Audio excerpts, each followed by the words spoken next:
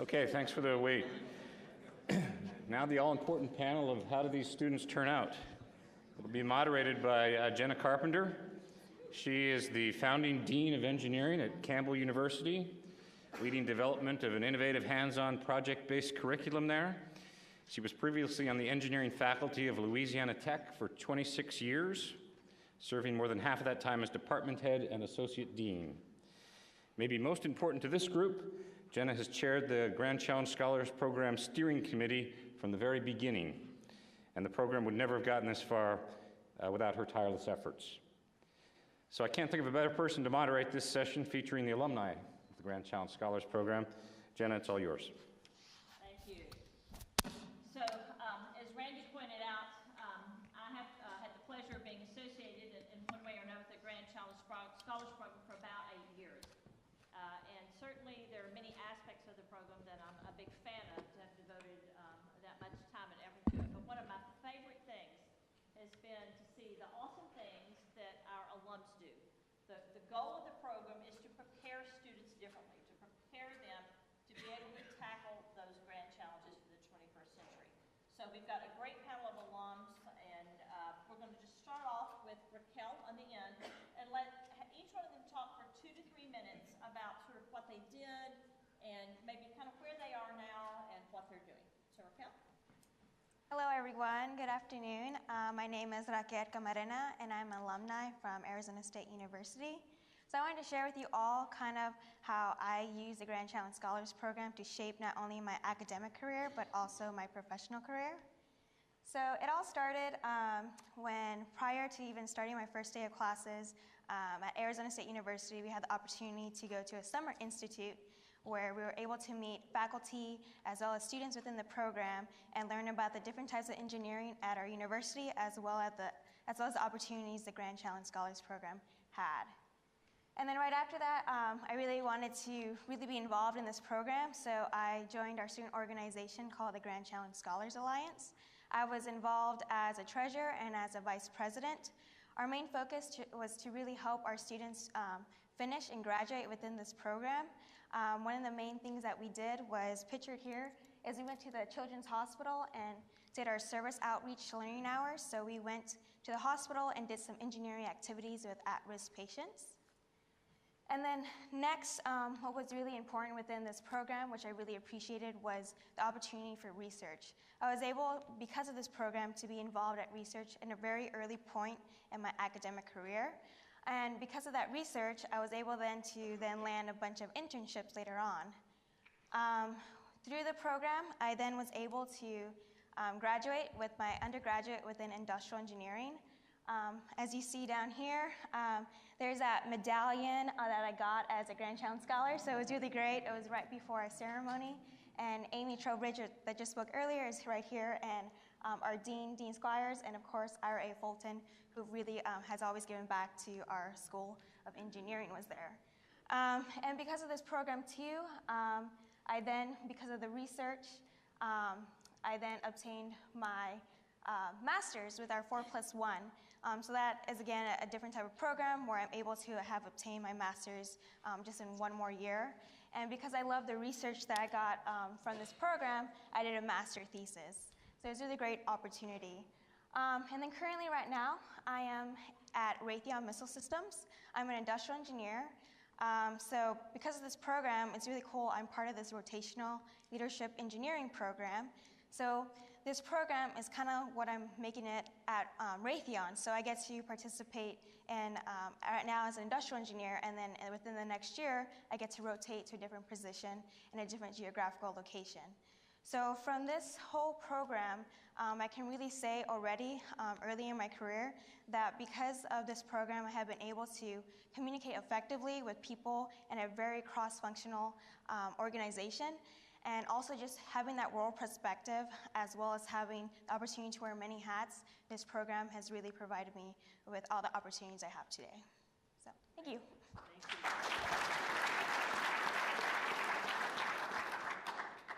Hi everyone, so my name is Mona Dai, and I was a civil environmental engineering major at Duke University. And so I guess my start with this project started with me as a freshman and doing a separate program at Duke University, Duke Engage, that allowed me to travel to Kaihura, Uganda, and kind of just be there as a volunteer. And during that time, I was also researching in Dr. Mark DeSouza's lab at Duke University on sanitation and water projects.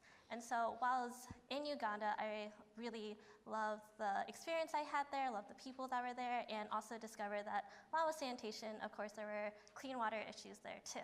And so I was able to use the Grand Challenge Scholars Program to be able to return to Uganda 2 years later and to kind of round out my experience by doing a point-of-use water treatment project and looking at ceramic water filters specifically. And so here in the picture on the left, in 2014 is a picture of me taking kind of like a water sample in one of the local water sources for a village that was near Kaihura, and you can see that it is very murky, very brown. If I could have taken a picture a little bit upstream, it was also a little oily. It was a very interesting situation.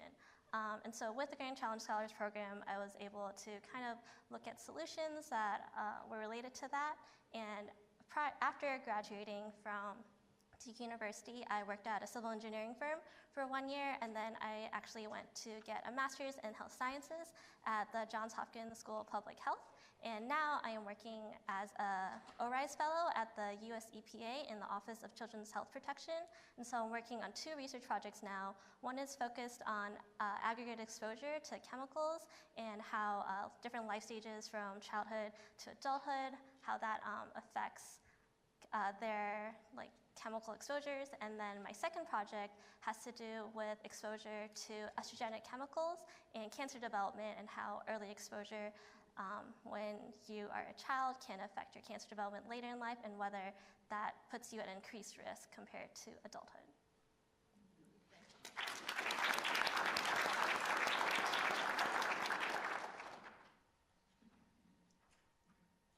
All right, hello, my name is Rachel Davis. I graduated from Oklahoma State University in May of 2017 with a bachelor's in chemical engineering, and I am now a second-year medical student at the University of Oklahoma in Oklahoma City. So a little bit of a bedlam rivalry going on with my education right now. But I was one of the very first Grand Challenge Scholars from Oklahoma State, which gave me a lot of freedom to really encapsulate things that I had already done in my education and then add a new spin to it and give me kind of some new direction. So we'll start with maybe not. There we go. We'll start with what I did while I was at OSU. I got very involved in undergraduate research early. It was a big passion of mine. And then there's some other scholarship opportunities, found a passion for studying abroad. I did multiple kind of small 2-week trips while I was an undergrad. As you can see here, I also marched in the OSU marching band and had a passion for music, and just really enjoyed having a interdisciplinary, multidisciplinary experience while I was in college. The Grand Challenge Scholars Program kind of pushed me towards these unique experiences and not only said, okay, here's a box to check, but let's celebrate that. Let's be excited about the fact that you're doing more than just being what we think a stereotypical engineer should be. It also pushed me towards entrepreneurship, which I honestly never would have found on my own. That was never really an interest until I realized it was a completion requirement. Then I absolutely fell in love with it. I was able to work with a couple of classmates and co-found a startup that would commercialize technology that I had been doing my research in already. So I was already the technical expert, and I was able to see how this could have a direct impact on potentially my future patients. So now that I'm in medical school, not as much engineering, unfortunately. My classwork is really not based in that anymore, but my extracurricular activities have still been shaped by the experience I had through the Grand Challenge Scholars Program. I'm part of what's called the ICCW, which is a kind of an entrepreneurship incubator and internship program that OU does, and I've been able to take that entrepreneurship experience that I had at OSU and kind of translate it into continued exploration of those skills throughout my education. Obviously, my first and foremost goal is to be a physician, but the Grand Challenge Scholars Program showed me that I can be a lot more than just a doctor that sees patients, does a whole bunch of charts, and goes home. I can be an entrepreneur, I can be a researcher, I can be an administrator, I can make a change on a very, very wide scale, and I just did not see that before. So, thank you.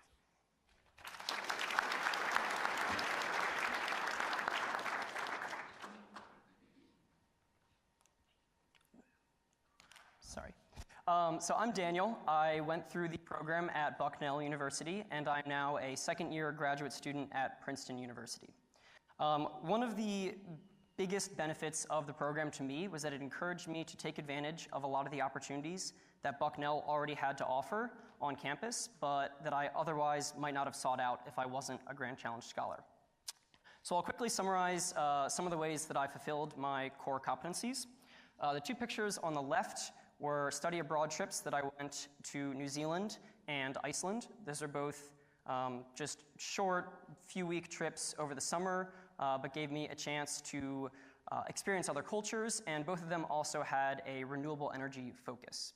On the bottom is a group picture from a trip with housemates up to a design firm in New York City. So in my sophomore year, I lived in a themed living community, the focus of which was entrepreneurship and innovation.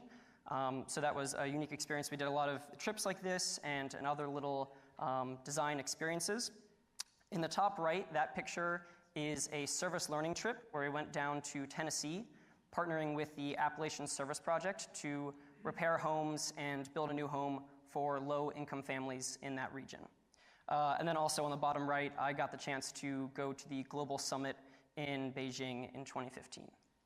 So what I am more interested in talking about is how I fulfilled my research component because I'm a graduate student now. So I chose to focus on the grand challenge of providing energy from fusion, which based on the chart we saw this morning, I might be the only Grand Challenge Scholar to have pursued that. But I chose that in my first semester of my freshman year at Bucknell because I thought it was a really exciting problem to work on.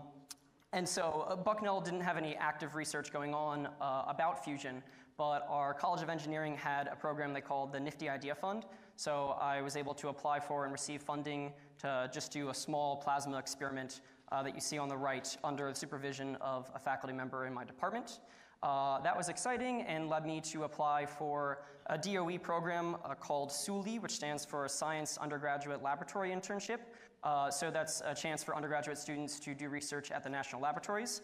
I did mine sort of at the Princeton Plasma Physics Laboratory, so you should talk to them about partnering with this program. But most of my time was actually spent out at General Atomics.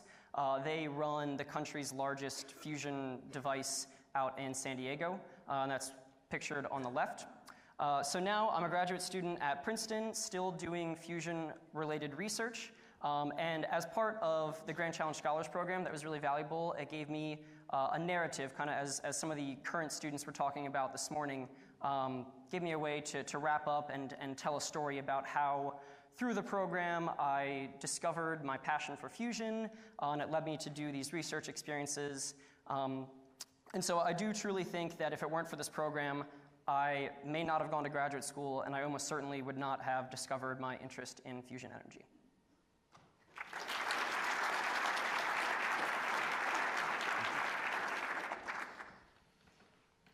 Hi everyone, my name is Kellen Hale. I just graduated from Bucknell University this past May in mechanical engineering, and right now I'm working with the Navy as a civilian engineer. At Bucknell, I focused on two grand challenges. Those were reverse engineering the brain and engineering the tools for scientific discovery. At Bucknell, I feel like there were a lot of opportunities that the university had, but the Scholars Program definitely helped take advantage of a lot of those opportunities for the members. I have several things that I used to complete the requirements for the program. However, I'm just going to highlight my top three. So first was multidisciplinary competency. As part of this, I took a lot of courses relating to my grand challenges. The very first one that I took was the Grand Challenges Seminar. This I took my very first semester at Bucknell, and it gave me a great insight into the grand challenges, and it made me interested in pursuing the program. After that, I did the Exploring Grand Challenges, which I'll talk about in a second, and then I did several other courses which helped me prepare myself. So next is entrepreneurship and multicultural competency. This was fulfilled by the Exploring Grand Challenges course that I just mentioned. As part of this course, we spent 10 days in Iceland learning about their renewable energy technologies while also gaining a lot of interest in businesses and entrepreneurship. And because we were in Iceland, we learned a lot about the Icelandic culture. The third thing that I want to talk about is social consciousness. which also played a role with multicultural competency. I did a service trip this past March to the Dominican Republic, and as part of it, we did a lot of programs to help the community directly, and I was glad that we were able to help them. Even though we were there for about a week, we still made a great impact.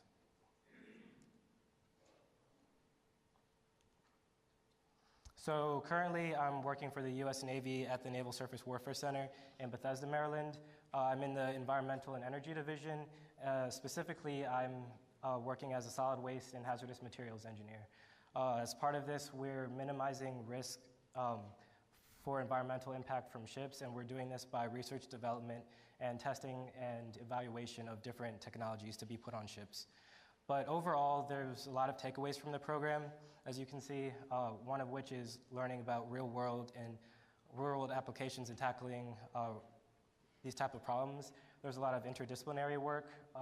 Once you're out in industry, you're never going to be working with people with the exact same background as you, so that's very important. I learned and understand a lot more of the business structure and funding, and then there's a lot of global perspective that I got, and I understand the impact of engineering on the society.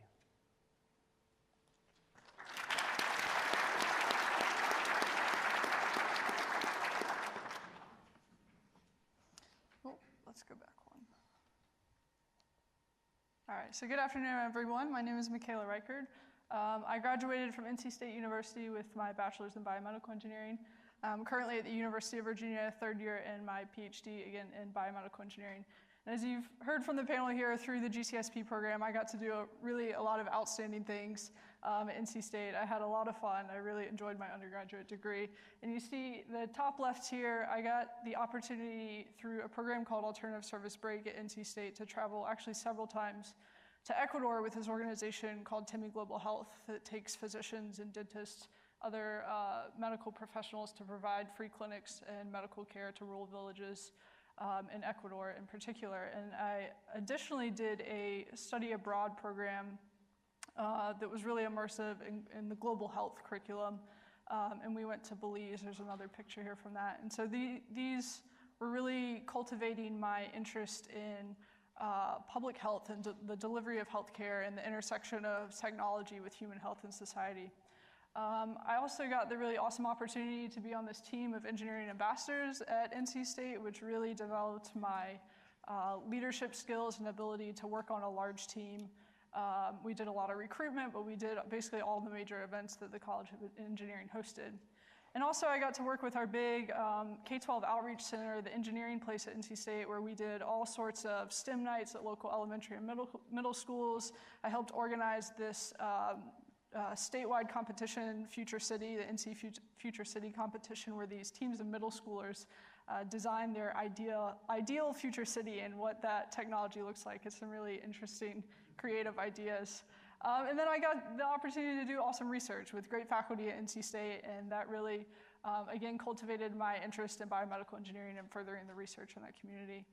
And so maybe I didn't realize it at the time through all of these experiences, but I was really starting to cultivate this passion in the intersection between science, technology, and society, specifically in public health and health policy. And it was all these sort of disparate activities that I was doing and really engaged and interested in, but GCSP, is, I think you've heard from many people, is a way to tie that knot into a bigger a vision of how all these things fit together and how they interact with society, and just, yeah, sort of a way to kind of tie the bow on all these various things that you're doing towards a larger vision. But another piece of the puzzle was somebody thought it was a good idea to invite me to join this leadership team from GCSP to the White House Science Fair a few years ago. I don't know whose idea that was, actually, maybe Randy. But this was when we delivered that letter that was mentioned earlier today, the letter signed by 120 deans across the country committing to graduating GCSP fellows from their organization. And looking back on it, this was actually a really eye-opening opportunity for me to realize the role of scientists and engineers in policy at a government level, at a federal level. I remember meeting, I think it was a Duke student who was a White House intern there, and thinking, how did you end up here? This seems like a really cool job. I wonder what you're doing. So anyway, a really, really long story short, I attended a public policy institute my first semester in graduate school and got really interested in science policy as a career pathway after my PhD, and founded this student organization at the University of Virginia called the Science Policy Initiative. And through a number of people that I met on that trip to the White House Science Fair were extremely instrumental in me cultivating this interest in policy, and helped me launch with a number of colleagues across the country the National Science Policy Network, which is a coalition of all these student science policy groups across the country. And we have a big symposium in 2 weeks at Rockefeller in New York. Happy to talk more about that. But yeah, that's sort of my path in GCSP, how it helps me find these different passions in science, technology, and society, and how that sort of translated to science policy and public policy for me.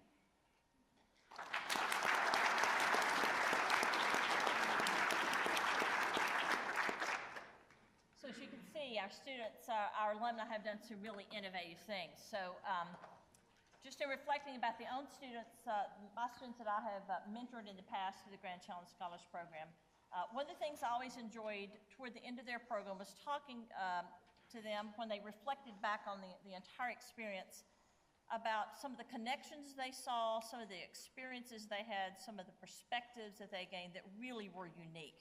You all sort of hinted about some of those things, but maybe you could talk about one thing, again, a perspective, an experience, something that was sort of an aha moment for you as kind of part of your experience. So, Michaela, you want to lead us off? Sure, yeah, I'll start. I kind of had to gloss over all the policy stuff, but I can't explain how instrumental that experience was for me and all the connections I made there. Kumar, who you heard from earlier, and some of his colleagues, Robbie and Tom Khalil at OSTP, Tom Katsileas and Randy and all these people at the academies, I still work with on really a daily basis in these National Policy Network and other endeavors.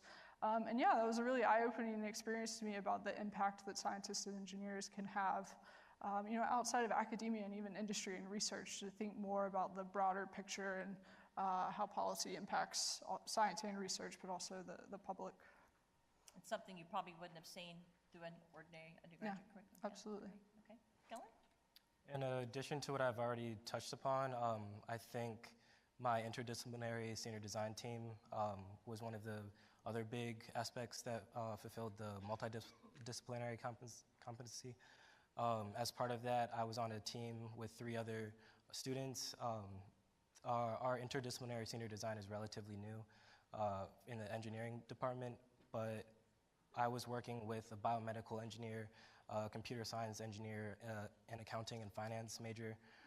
So the 4 of us, it was a very diverse group, and I know with industry, especially as a big example, or even when doing research, you're not always going to be working with the same-minded people. So getting that experience while still in college definitely helped me propel for my career. So we've talked a lot today about how engineering is more than just technical skill. There's all the other aspects of the program. And so I think like all of my peers in my graduate program are, they excel in the talent, in the research.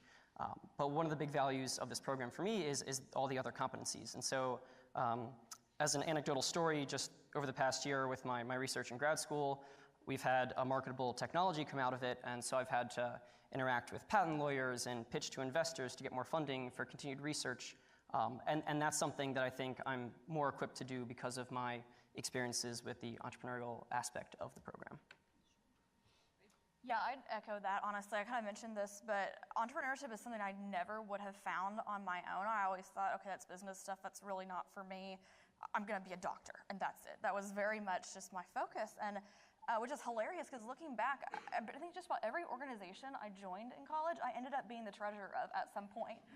And so, which, yeah, it's hilarious now. Had no idea at the time.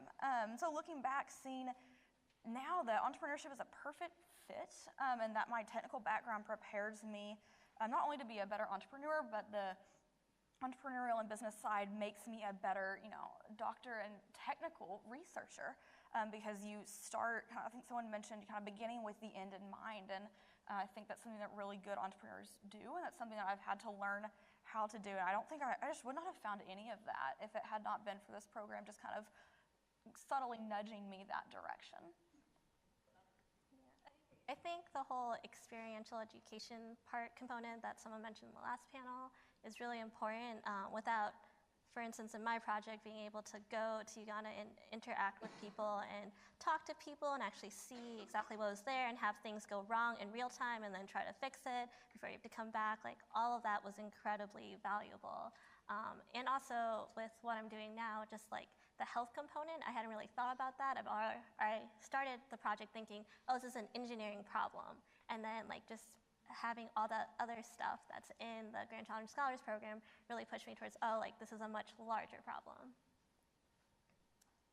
For me, one big unique experience that I still reflect on today and try and give back is really giving back to our community. I know growing up, my mother is an educator, my aunt's an educator, and I really appreciated growing up, my mother putting me in all these engineering courses when I was in middle school. And so one cool thing to meet the service learning component is that at our university, we had an opportunity to enroll in a semester class where we were able to actually make lesson plans for students in elementary schools and middle schools. And so I actually had an opportunity with one of our directors, Dr. Ganesh, to actually show our lesson plan to teachers and educators within a school district. So it was a really great opportunity to really talk to the teachers, and then later on I was able to then go and speak to these elementary school students and just really explain what engineering is and just see them like get really excited about, you know, they see someone,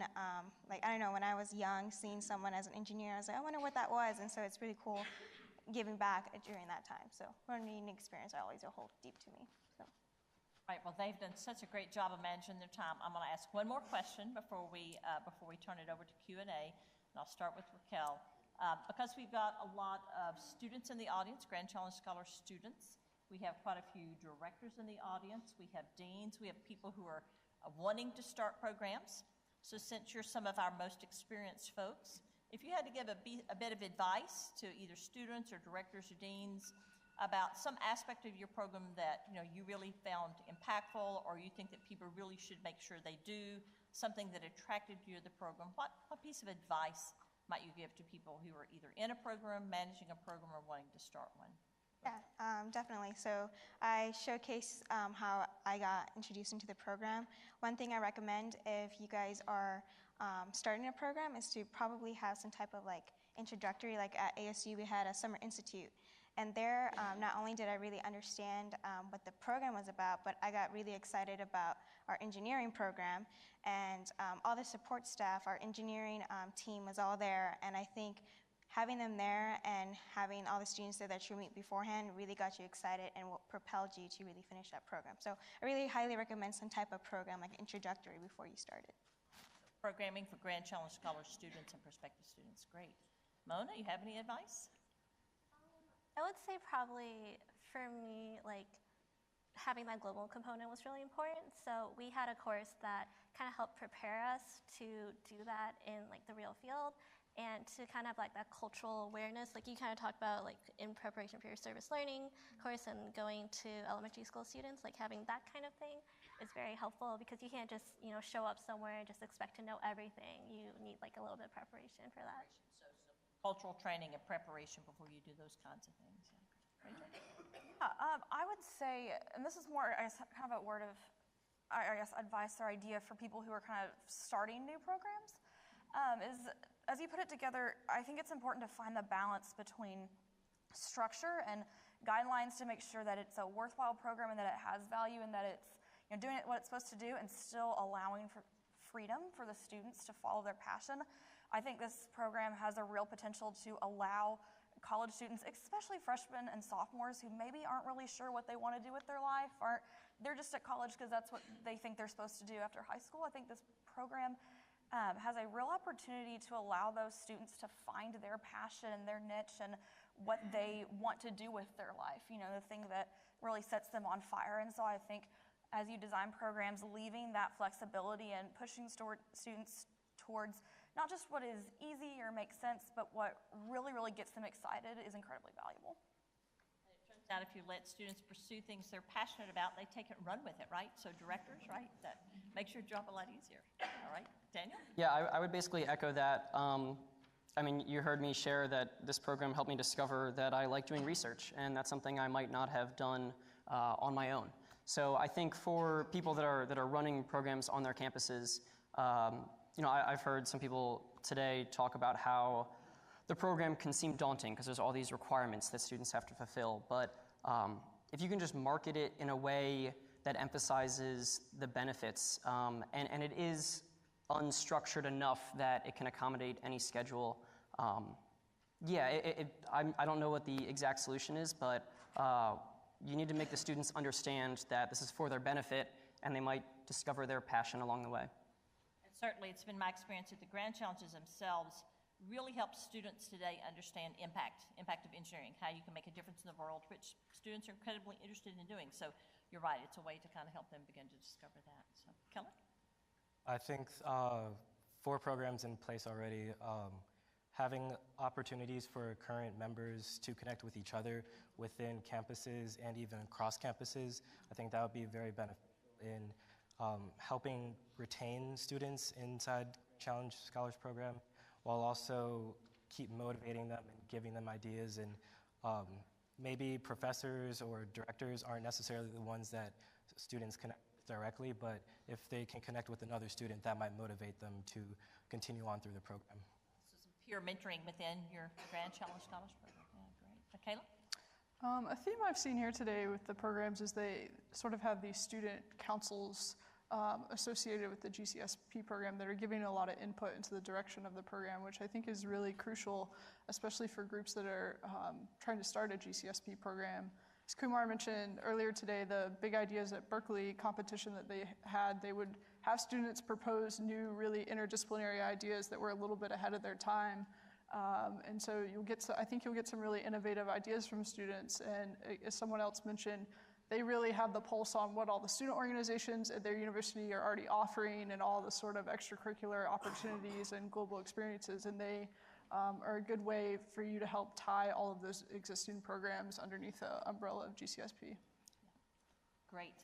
All right, so if you would like to ask our great panel of experts some questions, I think we've got Mike, so anybody with a question?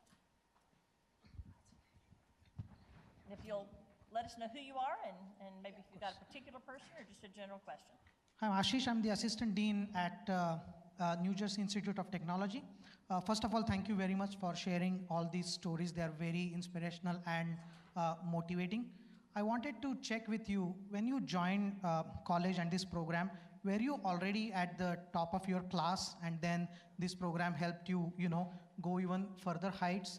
And if yes, then I want to know if you came across any other students who were otherwise doing okay, but the program really helped them take the most out of their college experience.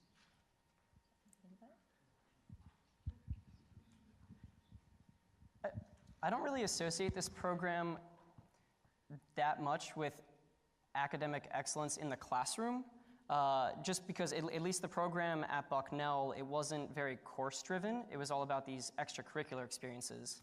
And so I actually think that students who maybe don't do as well in a traditional classroom setting, they could even get more benefit from this program because of all these other experiences. I would echo that. I think, at least at my university, there were a lot of different options for different research opportunities or fellowships that you could do, and the benefit of joining this one is that there are all these different components that you can bring together your way, right? Because of the flexibility of the program, it kind of adds to an outside element of just beyond academics. Especially for engineers, no one just wants to be in a classroom. You want to have all these other experiences, and this is a great way to do that and get real-world experience. I'll just add my experience. I found oftentimes that some of the students that absolutely blow the doors off a Grand Challenge Scholars Program may not be your honor students. And sometimes it's because they've lived some of these experiences, and so they really get kind of a personal level why these challenges matter. Great question. Somebody else? Hello, I'm actually his colleague. I also work at NJIT. My name is Jaskir Tsori. I'm the Director of First Year Engineering Students. My question is, you talked about the aha moment. Did you have an oh moment too there? Were you always, was there a moment where you thought, what I've gotten myself into, and how did you, pass that? Yes. Yes. Let's start with yes. I think just going through that initial, we kind of have like an application to help you get your thoughts together and formulate your plan. And I was filling this out, and granted, like I said, I was one of the very first. I was filling this out spring of my senior year of college. So I'm about like 5 or 6 months away from graduating, thinking, how am I going to make this work? I knew I was interested. I knew I had some of the boxes checked already, but just really didn't know what else to do, honestly. And so I kind of had to sit back and think about, why am I doing this? Is it just to add another line to a resume, or to, make some med school admissions committee like me? No, it was because I saw value in the well-roundedness that I could get from pulling all these things together. And so I think the biggest thing for me was just going back to my initial motivation and making sure that that was still my motivation and that it was something worth pursuing. And obviously, after my freak out, I kind of calmed down and reached out to some different resources, found some other classmates that were struggling with similar things, and was able to get through the program. But I think with most things in life, if you just go back to your motivation, it really, really helps you get through the tough parts. I would have to just add to that.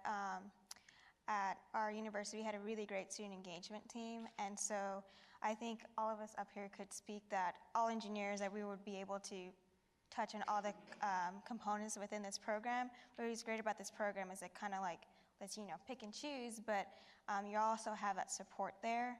And I know that I would probably do the research, probably try and take classes outside of engineering, but I wouldn't know where to start. And so luckily we had a really great student engagement team that we would check in like every other semester, or making sure that if you need help, this is what we can do. So that support staff really helped me make sure that when I hit the end doing my portfolio, I wasn't as stressed out as I could be.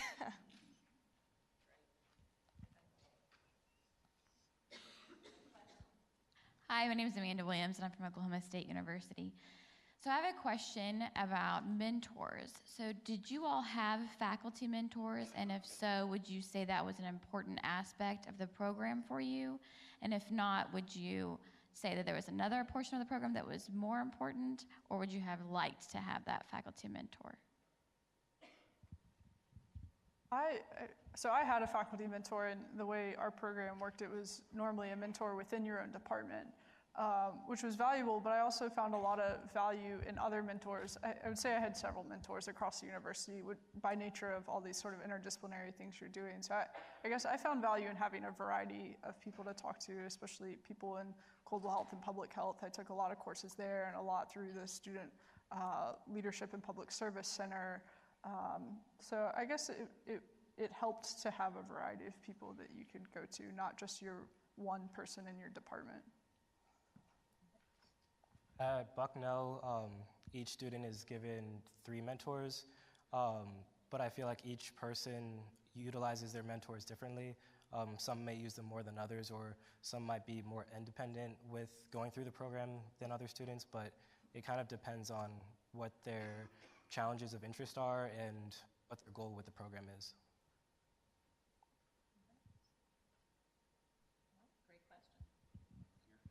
Mike Toole, University of Toledo. So I want to go back to that good question about, is it only the students who are on a path to success?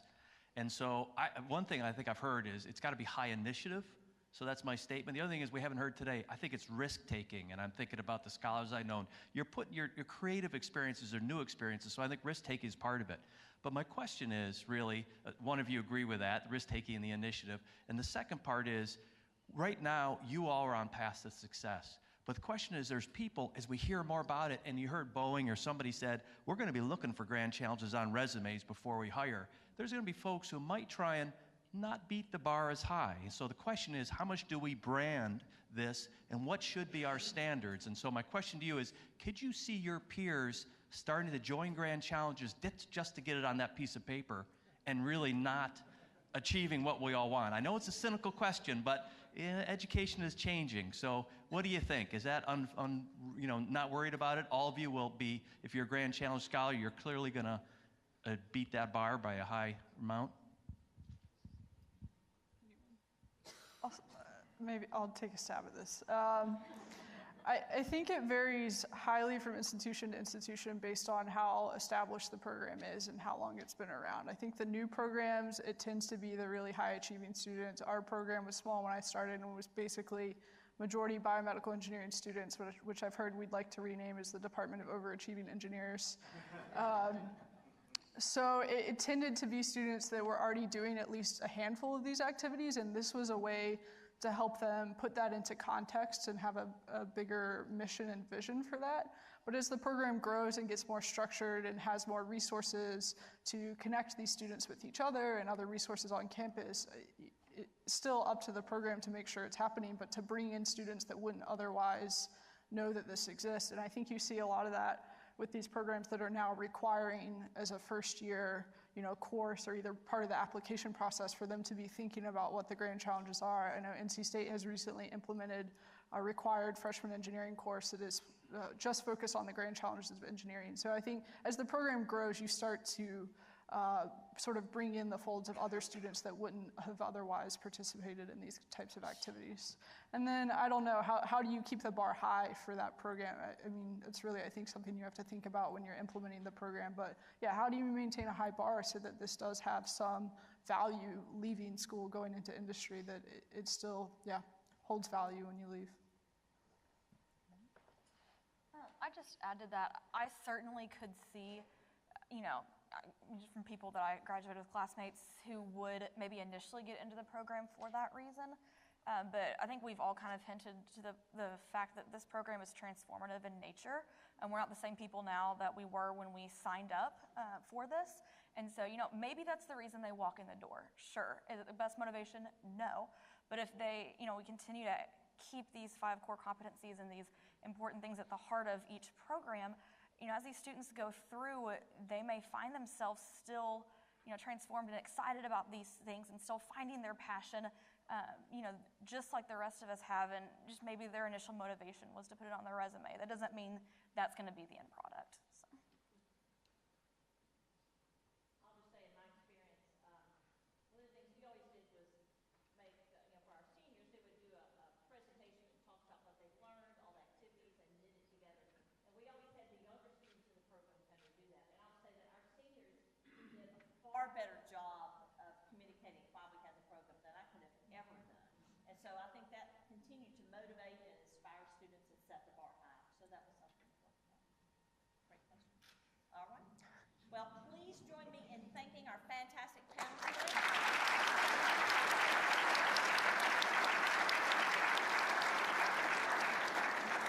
Panel can go ahead and leave the stage now, but not you, Jenna.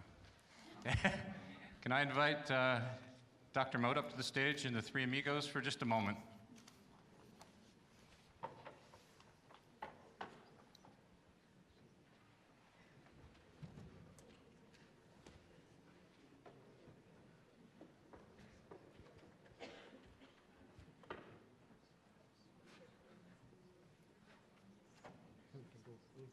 Yeah, you should get in the middle here, by the water, just in case you need it. Let's see. Well, Jenna, you have been a hallmark to this program from the get-go, and you've done a great job in leading all the evaluation of all your proposals. So if you had any trouble getting your proposal approved, well, here's the source. Not true at all. She and her volunteer friends, her group, her team, that was under the kind of Dean's Leadership Council earlier, have taken the responsibility of reviewing all these proposals since 2009 that have come through. So it's a very big job, and it's a very great credit to their spirit and their commitment to this program. So we thank you very much, and we would like to kind of give you a little token of recognition here. Now one. Oh, am I taking your words here? Yeah. Well, she has to. Okay, just 1 second. I'll take a little more roasting first. I'll take a little more. I want to take a few more words that are not in your paper. Now, on my lapel here, you'll notice there's a logo of the Academy, right? This pin was actually designed by my wife. And it's basically a pin of the National Academy, a logo of the National Academy of Engineering. And it was really designed for one purpose, actually, to recognize people who have done great things for the academy and for engineering. And so this pin is actually just given to these people. You don't have to do anything for it anymore. You've already done what's for it. So if you would agree to wear this pin sometime, I would be very happy to give you one. Well, I would love to. Oh, okay. Proud to.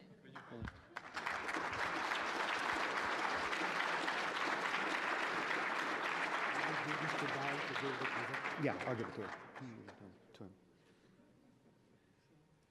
Okay. Oyster, get my. Okay. Thank you very much. Congratulations. Yeah, thank you. My pleasure. My pleasure. Okay, Tom. So, Dan, before you give this token to Jenna, we have a few words on behalf of the three amigos. First, let's start by adding our thanks, Jenna, for your extraordinary leadership of the steering committee, which has brought the program to where it is today. I also want to take a moment to thank those members of the steering committee, past and present, who are here today. So would you please stand and be recognized? Louise Yates, Amy, thank you. Thank you. You all have really made this program work. As Dan said, Jenna was almost a part of the original steering committee. I think 1 year later, 2010, she came on and took over as chair in 2011. I'll just say that the three of us thought it would be good to have the chair be a rotating appointment every year until Jenna took it over. And then we all went, gee, she's so good at it, let's just let her stay. And that's how it happened. She brings incredible personal qualities to this role. She's incredibly professional, as you can see, passionate, some would even say intense. She's caring and hardworking, and she sort of reminds me of the 3M commercial. You know, that 3M commercial that said, we don't make the products you use, we make the products better.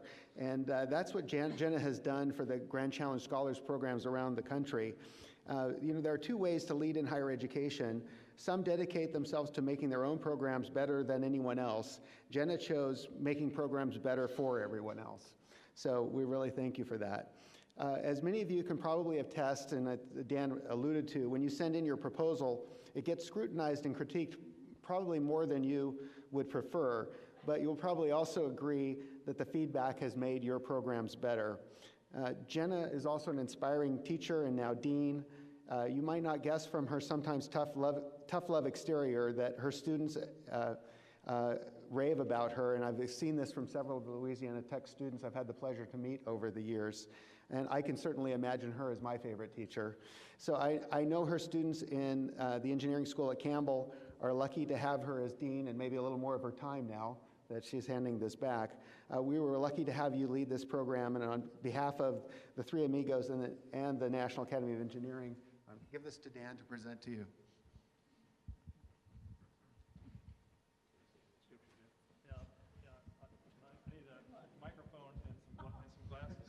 Okay. So this says this is to Jenna Carpenter from the National Academy of the NE Grand Challenge Scholars Program to Jenna Carpenter in recognition of her dedicated service to the advancement of the National Academy of Engineering Grand Challenge Scholars Program and the creation of the next generation of engineering leaders. October 2018, the NE Grand Challenge Scholars Program community, National Academy of Engineering. Jenna, thank you very, very much.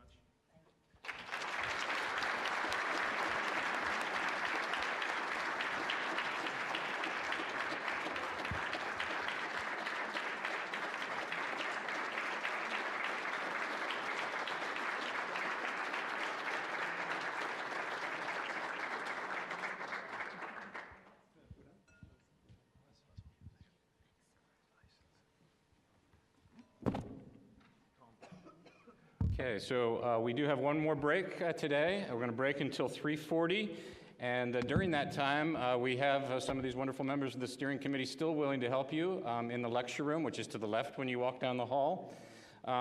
We also have a special attraction this afternoon. We have in room 125, we have Rosalind Byrne. She directs the NAE's Center for Engineering Ethics, and she also teaches a course at the University of Virginia on social and ethical elements of the engineering grand challenges.